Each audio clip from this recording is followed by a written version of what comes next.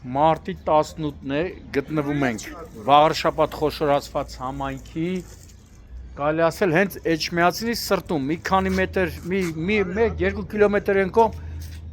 Էջմիածնի եկեղեցիներն են,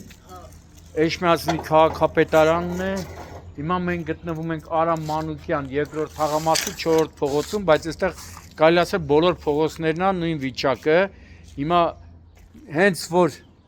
այստեղ մարդիկ վատանում են, բնակիչները զանգահարում են շտաբ օգնությունը, եթե ըստ առողջապահության նախարարի հայտնածի պիտի հասնի մի քանի րոպեի, մոտ 10-15 րոպեում, ապա այս փողոց երբ որ կանչ է ունենում շտաբ օգնությունը, առանց չափազանցության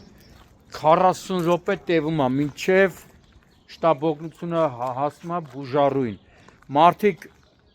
չեն դժգոհում, չեն ասում, թե քաղաքապետարանը, մարզպետարանը ոչինչ չեն արել։ Ինչքան հնարավոր է քաղաքացիները իրենց ուժերով, այն որ ասում է, իրար կպած փող են